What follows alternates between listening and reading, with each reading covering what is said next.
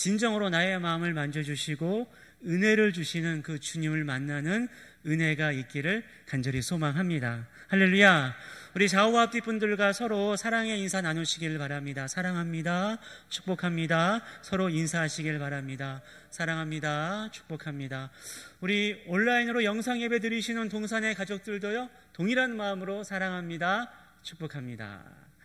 늘 우리가 좀 이런 인사를 나누었으면 좋겠어요. 만날 때마다 뭐가 잘했느니 못했느니 막 흉보고 그러지 마시고, 볼 때마다 얼마나 귀합니까? 정말 만나기 어려운 때에 소수의 인원만이나 우리 예배드리고 또 온라인으로 예배드리고 있는데 얼마나 귀하고 얼마나 좋습니까? 그러니까 볼 때마다 정말 사랑스럽지 않습니까? 정말로 감사하지 않습니까? 그 마음을 늘 좀 표현하고 고백했으면 좋겠어요. 사랑합니다. 감사합니다. 축복합니다. 특별히 이번 주 이제 추석 연휴가 시작이 되었고 추석 명절이 있습니다. 주 안에서도 이와 같이 풍성하고 행복한 추석 명절이 되기를 간절히 소망합니다. 여러분, 한가에 있던 그 둥근 달을 보시면서요, 그 소원만 빌지 마시고요, 그 달을 만드시고 모든 만물을 주관하신 하나님을 바라보시고 감사하는 시간이 되었으면 좋겠어요. 근데 안타깝지요. 작년과 비슷하게 올해도 이 코로나 때문에 그다지 이렇게 편안한 추석 명절이 되지는 못할 것 같아요. 물론 이제 조금 모임 인원이 완화되기는 했지만은요, 여전히 좀 불안하지 않습니까?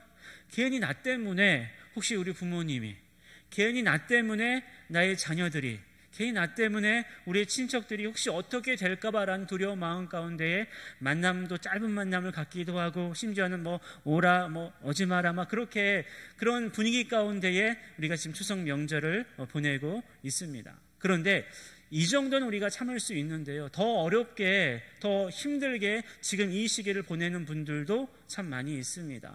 오늘 장로님 기도 가운데 잠시 얘기했지만요, 사업하시는 분들, 자영업자들이 정말로 많이 힘든가 봐요. 그래서 그분들은요, 이제 더 이상 못 버티겠대요. 그동안 좀 버티고 기다려주고 이렇게 참아주면은 잘 될 거라는 말을 듣고 그동안 인내하고 참았지만은요, 더 이상 못 참겠대요. 더 이상 참다가는 이도저도 되지도 않고 다 이제 모든 것들을 포기해야 될 상황이라고 그렇게 한결같이 소리를 높이고 있더라고요. 그래서 얼마 전에 뉴스를 보니까요, 그 자영업자들 연합회가 나와서 자신의 그 안타까운 사정을 호소하면서 이 피켓을 쓴 걸 보니까 올해만 이 코로나 여파로 인하여서 극단적인 선택을 하신 자영업자분들이 의외로 많더라고요. 꽤 많은 분들이 고통 가운데 그 고통을 참지 못하여서 극단적인 선택을 했더라고요. 여러분, 왜 그와 같이 극단으로 치닫게 되는 것입니까? 왜 정말로 극단으로 갈 수밖에 없는 상황인 것입니까? 아주 쉽게 말한다면 더 이상의 미래가 없고 더 이상의 희망이 없을 때 우리는 좌절하고 절망하고 또 무너지면서 결국 극단적인 선택을 생각하기도 하고 극단적인 선택을 실행에 옮기기도 하는 것 같습니다. 여러분, 굳이 이런 자영업자들뿐만이 아니라 지금 여러 가지 상황들 때문에 너무나 힘들고 마음도 힘들고 몸도 힘들고 모든 면에 있어서 힘든 시간들을 보내는 분들이 참 많이 있을 거예요. 그런 분들은 아마 한 번쯤은 그냥 더 이상 못 해보겠다, 더 이상 못하겠다라는 푸념과 함께 정말 절망하고 좌절의 시간들을 보내는 분들도 꽤 있을 거예요. 왜 그렇습니까? 더 이상의 미래가 보이지 않는 거예요. 더 이상의 희망이 보이지 않는 거예요. 내가 지금 돈이 좀 없을지라도 열심히 일하고 성실하게 하면은 돈이 벌 거라는 희망과 미래가 있으면 지금 좀 힘들어도 괜찮아요. 내가 지금 좀 몸이 아파도요, 그래도 내가 치료를 잘 받고 관리를 잘하면 그래도 건강해질 거라는 희망과 미래가 있으면 지금은 좀 몸이 아파도 견뎌낼 수 있어요. 그런데 이 희망과 미래가 사라질 때에 우리는 더 이상 아무 소망도 없이 절망하며 좌절 가운데 빠질 수밖에 없다라는 사실입니다. 그래서 아마 마지막 선택을 하는 것 같아요. 여러분, 오늘 본문에 등장하는 이스라엘 백성들의 상황이 그와 같은 상황이었습니다. 예레미야 29장에 있는 내용은 어떤 내용이냐면요, 지금 바벨론 포로로 끌려가서 포로 생활 중인 그 이스라엘 백성들을 향해서 예레미야가 하나님을 대신해 쓴 편지의 내용이 바로 29장에 있는 내용이에요. 여러분, 포로 생활 중인 이스라엘 백성들의 상황을 한번 생각해 보십시오. 얼마나 절망적이겠어요. 얼마나 좌절하고 있겠습니까? 조국이 사라져버렸어요. 우리나라도 일제치하 조국을 잃어버린 그런 시간들을 보내서 아마 그런 느낌이 약간 공감이 되겠지만요, 얼마나 힘들겠습니까? 자신의 조국이 철저하게 짓밟혔어요. 사랑하는 가족들이 죽어나갔고요, 이웃들이 죽어나갔고, 뿐만 아니라 자신의 모든 것들을 다 잃어버렸습니다.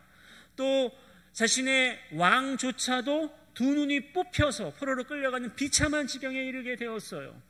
정말로 이것만큼, 하나님의 성전만큼은 무너지지 않을 줄 알았는데 그 하나님의 임재의 상징인 성전마저도 무너져 버렸어요. 완전히 불타버렸어요. 심지어는 그 성전에 귀한 기물들조차도 불타거나 빼앗겼어요. 그리고 자신들은요, 마치 무슨 동물 끌려가듯이 코에 깨어서 포로로 끌려가서 포로 생활 중인 거예요. 무슨 희망이 있겠습니까? 어떠한 미래를 꿈꿀 수 있겠습니까? 아무런 희망과 미래가 없다라는 사실이에요. 여러분, 혹시 지금 나의 상황이 좀 그와 같다라는 상황이라고 생각하시는 분들이 계십니까? 여러분, 오늘의 말씀에 좀 주목했으면 좋겠어요. 정말로 희망을 찾아볼 수 없습니다. 아무런 미래를 찾아볼 수 없는 그런 상황 가운데 있는 이스라엘 백성들을 향하여서 하나님께서 예레미야 선지자를 통해서 어떻게 말씀하고 있는지 아십니까? 오늘 보면 11절에 있는 말씀을 한번 보세요. 이렇게 말씀하고 있어요. 여호와의 말씀이니라. 너희를 향한 나의 생각을 내가 아나니, 너희를 향한 나의 생각을 내가 아나니, 이 말 좀 쉽게 얘기한다면, 너희들을 향한 나의 계획이 다 있단다. 너희들을 위해 내가 다 준비한 것이 있단다. 그 말을 지금 하고 있는 거예요. 너희를 향한 나의 생각을 내가 아나니 평안이요 재앙이 아니니라. 그 다음에 어떻게 말씀하십니까? 우리 그 다음에 함께 한번 읽어볼까요? 너희에게 미래와 희망을 주는 것이니라. 아멘. 너희에게 미래와 희망을 주는 것이래요. 지금 너희들이 정말로 고통스러운 시간들을 보내고 있는 거 내가 잘 알고 있단다. 근데 계획이 있어. 너희들이 정말로 좌절하고 절망의 시간들을 보내고 있지? 내가 다 너희들 향한 계획이 있어. 뭐냐 하면 너희를 향한 미래와 희망을 준다라는 것이다 라고 말씀하고 계십니다. 특별히 이 말씀 구절 가운데 저는 너무나도 은혜가 되고 좋은 게 뭐냐면요, 미래와 희망을 준다라고 말씀하실 때 그냥 뭉뚱그려서 대충 말씀하고 있지 않아요. 그래, 내가 모든 사람에게 주마, 그렇게 뭉뚱그려 얘기하고 있지 않아요. 어떻게 말씀하고 계십니까? 너희에게요. 지금 정말로 좌절과 절망의 늪 가운데 빠져서 아무런 희망도 아무런 미래도 가질 수 없는 바로 너희예요. 그 이스라엘 백성들, 너희에게 미래와 희망을 주겠다고 말씀하십니다. 그리고 동일하게 오늘을 살고 있는 저에게도 말씀하셔요. 여러분들에게도 말씀하셔요. 동일하게 말씀하셔요. 너희에게, 저에게, 양재용에게 미래와 희망을 주는 것이다. 한번 여러분의 이름을 넣어서 조용히 한번 고백해 보세요. 양재용에게 미래와 희망을 주는 것이다. 얼마나 좋습니까? 하나님은 아주 구체적으로 절망 가운데 빠져있는 이스라엘 백성들을 향하여서, 좌절 가운데 아무런 미래를 찾아볼 수 없는 그들을 향하여서 너희에게 내가 희망찬 미래를 열어주겠다라고 말씀하고 계십니다. 이 말씀이 바로 지금 오늘을 살고 있는 우리에게, 우리 동산에게 주시는 말씀으로 받으시기를 바랍니다. 미래와 희망을 주십니다. 여러분, 중요한 거는 이 하나님이 주시는 미래와 희망을 어떻게 우리가 누릴 수 있는가, 그것이 중요하지 않겠습니까? 이 세상도요, 끊임없이 미래와 희망을 얘기를 해요. 이렇게 하면 잘 살 것이고, 이렇게 하면 더 풍족해질 것이고, 이렇게 하면 나아질 거예요. 많은 유토피아를 이야기하고 제시를 합니다. 그러나 다 유한해요. 다 한계가 있어요. 작은 눈에도 보이는 바이러스 하나 때문에 온 세계가 난리법석이에요. 그게 바로 세상이 주는 미래와 희망, 그 유한함이에요. 그 제한적임이에요. 그러나 하나님이 주시는 미래와 희망은 다릅니다. 그 미래와 희망을 우리가 어떻게 누릴 수 있습니까? 오늘 본문의 말씀 가운데 잘 나와 있어요. 오늘 본문 10절에 있는 말씀을 한번 보시겠어요? 이렇게 말씀하고 계십니다. 여호와께서 이와 같이 말씀하시니라. 바벨론에서 70년이 차면 내가 너희를 돌보고 나의 선한 말을 너희에게 성취하여 너희를 이곳으로 돌아오게 하리라 라고 약속의 말씀을 하고 계셔요. 지금 너희들이 포로 생활 중에 고통의 시간을 보내고 있는 건 알고 있다. 아무런 미래도 없이 아무런 희망도 없이 살고 있는 것 알고 있다. 그러나 70년 후에 반드시 너희가 자유롭게 될 것이다, 해방될 것이다 라는 약속의 말씀을 하고 있다는 겁니다. 이 말씀을요 한 번 더 본문 말씀에서 반복하고 있어요. 그럼 14절에 있는 말씀 한번 보시겠어요? 이렇게 말씀하십니다. 이것은 여호와의 말씀이니라. 나는 너희들을 만날 것이며 너희를 포로된 중에서 다시 돌아오게 하되 내가 쫓아보내었던 나라들과 모든 곳에서 모아 사로잡혀 떠났던 그곳으로 돌아오게 하리라. 이것은 여호와의 말씀이니라 라고 도장을 꽝 찍고 있어요. 이게 뭐 에레미야 선지자의 생각이 아니라 어떤 인간의 말, 인간의 계획이 아니라 여호와의 말씀이다. 하나님이 이렇게 약속하고 계시다라는 말씀을 상기시켜주고 있어요. 여기서 우리는요 하나님이 주시는 미래와 그 희망을 누리기 위해서 어떻게 해야 되는가 첫 번째로 기억해야지만 됩니다. 한번 저를 따라 고백해 보세요. 하나님의 약속을 믿는다. 우리 좌우 앞뒤 분들에게도 한번 서로 이야기해 주시겠어요? 하나님의 약속을 믿으세요 라고 서로 격려하며 고백하시길 바랍니다. 하나님의 약속을 믿으세요. 우리 온라인 영상 예배를 드리시는 가족들도요 가정에서 꼭 고백하시길 바랍니다. 하나님의 약속을 믿으세요. 여러분 지금 이 편지를 이제 선지자나 제장들을 통해서 백성들이 받아볼 텐데 지금 이스라엘의 상황이 좀 나아진 상황, 형편 가운데 이 약속의 말씀을 받고 있습니까? 전혀 그렇지 않아요. 여전히 아침부터는 늦게까지 노역을 해야 돼요. 집도 없이 이곳저곳 옮겨 다니면서 얼마나 비참한 포로 생활 중인지 몰라요. 그러나 하나님께서 어떻게 하신다고요? 회복의 약속을 하고 계셔요. 그 약속을 믿으라는 것입니다. 실제로 약속이 어떻게 됩니까? 이루어져요. 에스라 1장 1절을 보면요 이렇게 기록하고 있습니다. 여호와께서 예레미야의 입으로 하신 말씀을 응하게 하시려고, 그러니까 여호와께서 하나님께서 예레미야를 통해 보면 약속하신 말씀이 있는데 그 말씀을 응하게 하시려고 이제 바사왕 고레스가 다 칙령을 내서 자유를 선포했다라는 것입니다. 할렐루야. 하나님께서 약속하신 그대로 이루셨어요.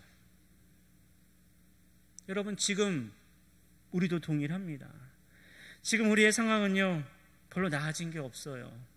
여전히 쉽지 않아요. 아마 우리 동산의 가족들 중에서도요 코로나 때문에 또 코로나가 아니더라도 다양한 여러 가지 삶의 문제들 때문에 밤잠 설치면서 고민하고 아파하신 분들 참 많이 계실 거예요. 또 질병의 고통 가운데에 아파하신 분들도 참 많이 계실 겁니다. 나아질 수 있을까? 잘 될 수 있을까?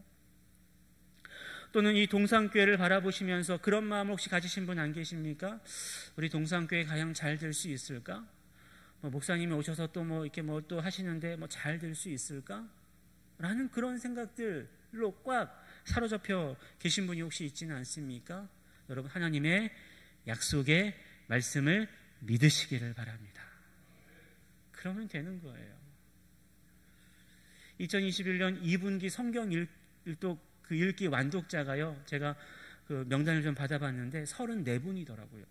제가 어제 그 명단을 받고 한 분 한 분 이름을 불러가면서 축복하며 기도했습니다. 얼마나 귀한지 몰라요. 그 약속의 말씀을 완독하신 분들이잖아요. 그리고 한 가지 더 바람 기도를 했어요. 이분들이 그대로 3분기 여기에 플러스 알파 배로, 2배로, 3배로 더 많은 동산의 가족들이 이 성경 읽기에 동참하면서 말씀, 이 약속의 말씀에 좀 사로잡혔으면 좋겠다는 게 저의 바람이에요. 왜냐하면 그 말씀이 우리의 신앙의 기초가 되어지고요 그 말씀을 통하여서 우리가 하나님이 말씀하시는 그 희망과 미래를 볼 수 있기 때문에 그럽니다. 말씀을 읽지 않으니까 그들 모이면 수근수근거리는 그 내용들 때문에 사람을 오해하기도 하고요 쓸데없는 소문들이 많이 돌아다니지 않습니까? 말씀에 사로잡힌 사람들은요, 말씀을 이야기할 수밖에 없어. 이 말씀 들었는데 너무나 은혜가 됐어. 내가 이 말씀 묵상이 너무나 좋았어. 그 말씀을 나눌 수밖에 없다라는 것입니다. 그 말씀의 은혜들, 그 약속의 말씀만이 우리에게 진정한 희망과 미래를 준다라는 사실을 꼭 믿으시기를 바랍니다. 그 약속의 말씀이 있어야지만 십자가의 길로 나아갈 수 있어요. 그래서 오늘 주보 보시면요, 그 주보란에 제가 이제 칼럼을 이제 매주마다 좀 연재할 거예요. 그 칼럼의 제목을 뭐로 할까 고민하다가 뭐 동상 칼럼, 뭐 동산 만나, 뭐 행복 칼럼 하다가 그 칼럼의 제목을 십자가로로 제가 정했어요. 여러분, 우리가 가야 될 건 궁극적으로 무슨 길입니까? 십자가의 길입니다. 좁은 길이에요. 믿음의 길이에요. 이 세상이 말하는 화려하고 넓은 길이 절대로 아닙니다. 좁고 험한 그 십자가의 길을 가는 데 있어서 무엇이 필요합니까? 하나님의 말씀이에요.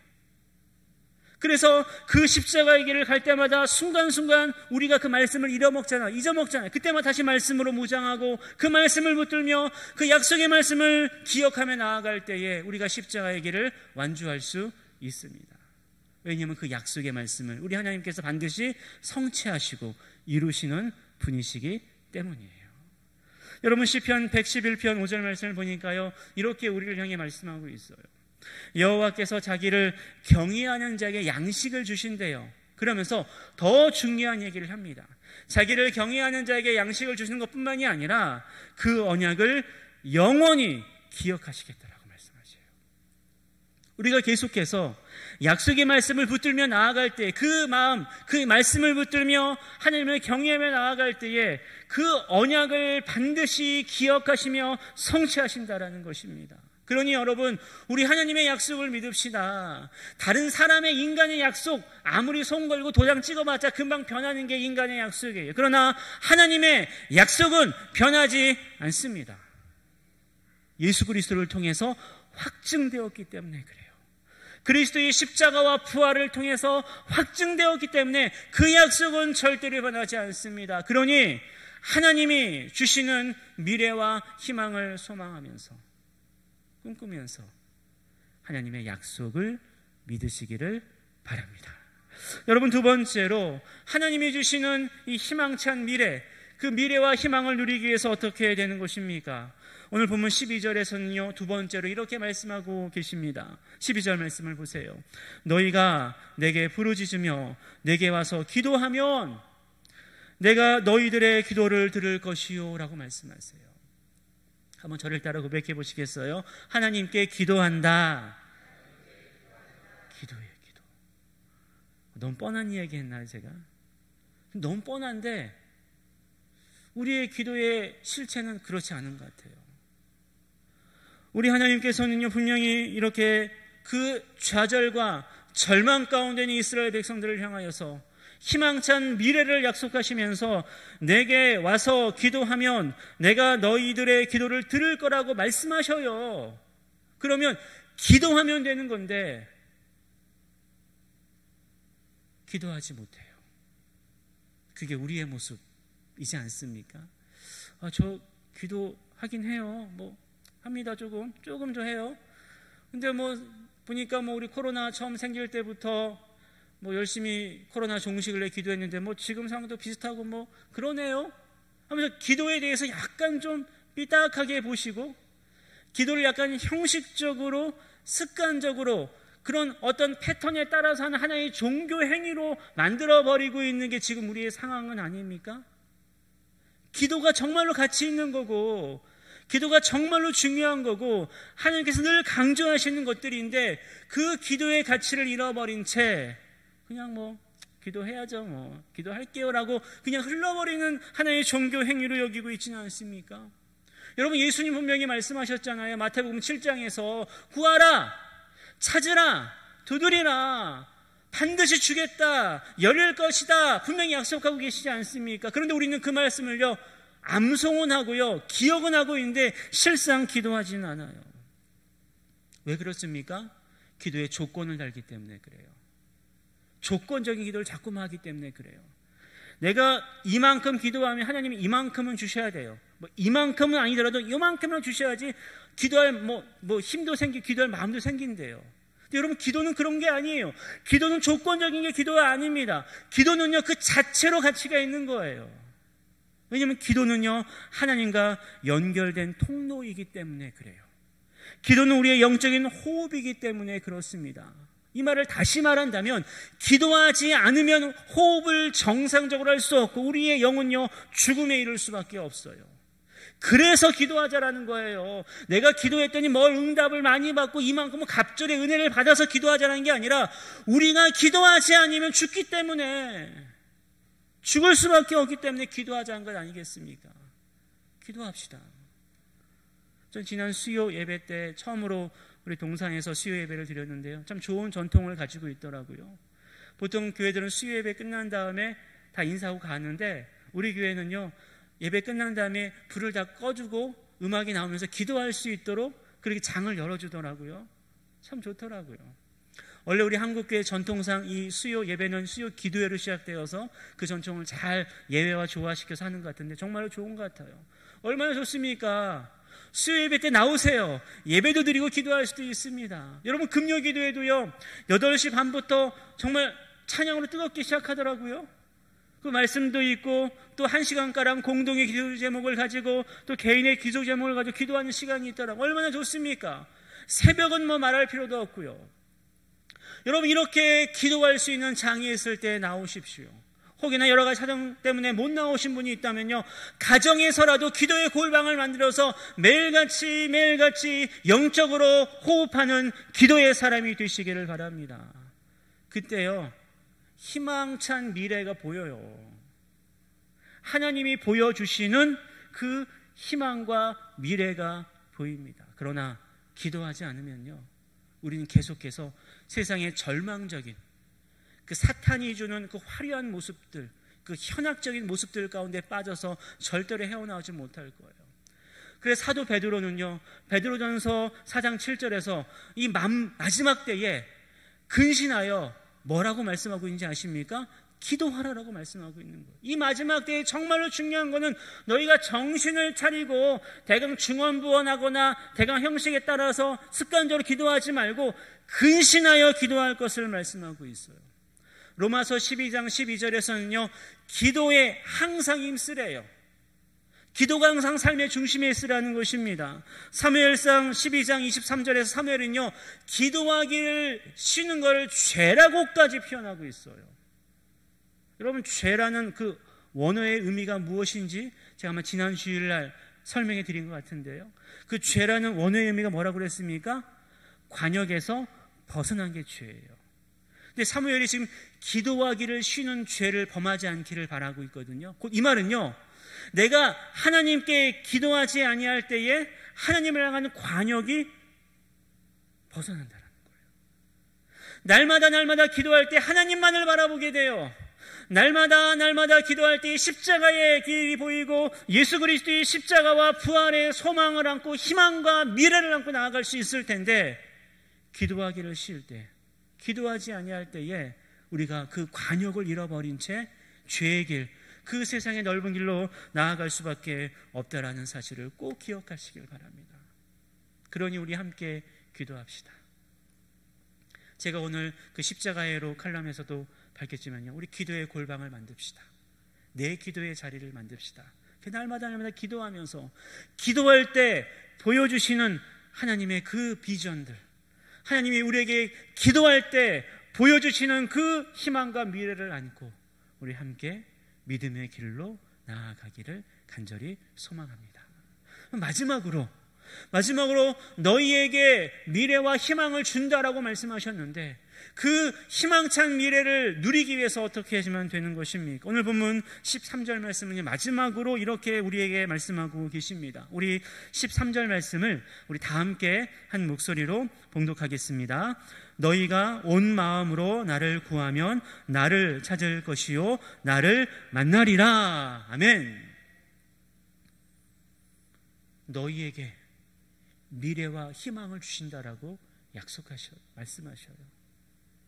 여러분, 그 하나님이 나에게 주시는, 여러분 각각 개인에게 주시는 우리 동산교회에 주시는 그 미래와 희망을 누리기 위해서 하나님의 약속을 믿어야지만 돼요.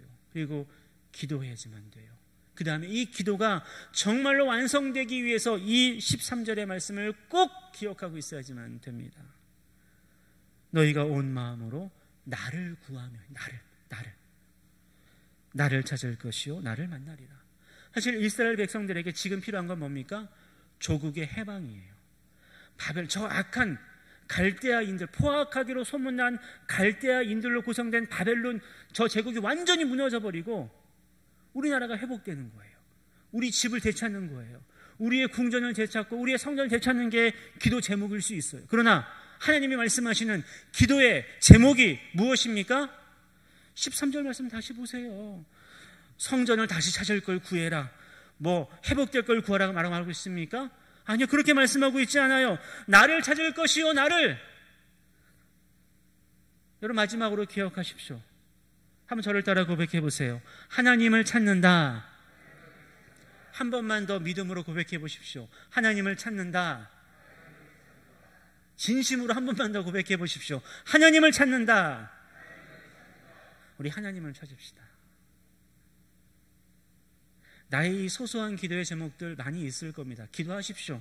간절히 기도해요. 대신에 궁극적으로 우리 대부분의 모든 기도의 결론이요, 하나님을 찾는 것으로 결론되어야 돼요. 우리에게 돈이 좀 필요해요. 우리에게 건강이 좀 필요해요. 여러 가지 환경들이 필요해요. 왜요? 하나님을 만나기 위해서. 좀 몸이 건강해야지 그래도 좀 나와서 예배 드릴 수 있잖아요.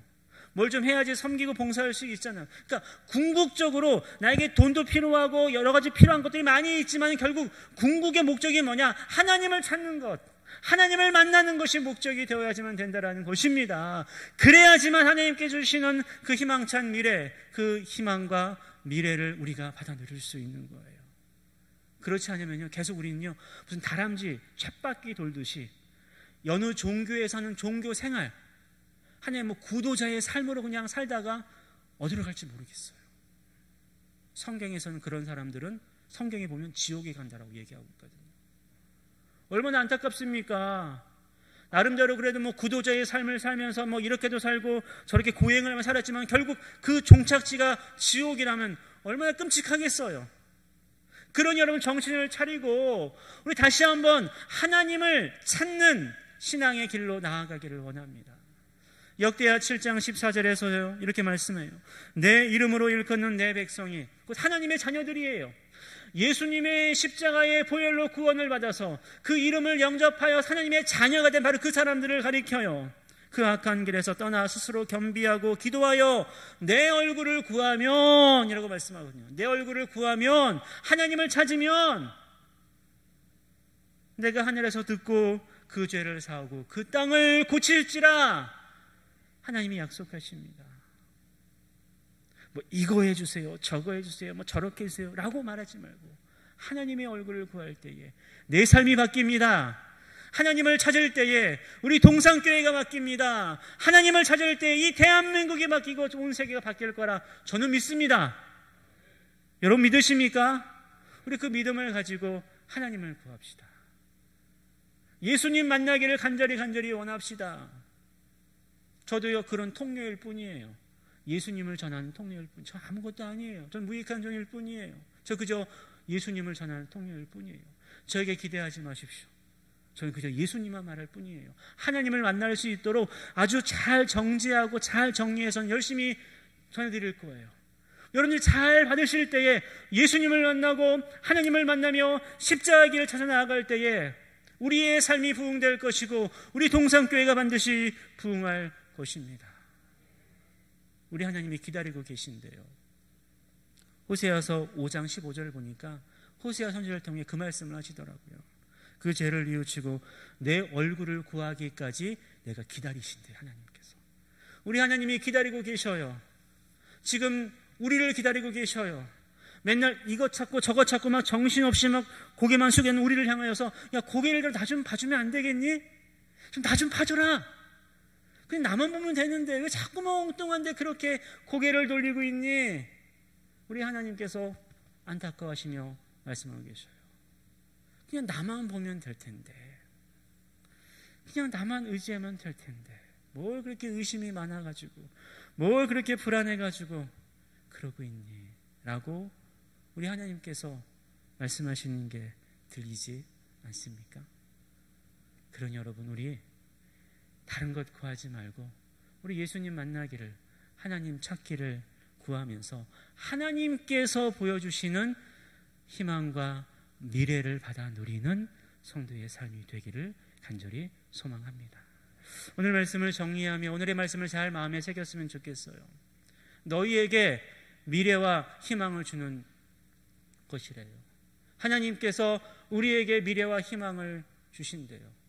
콕 집어서 말씀하고 계셔요.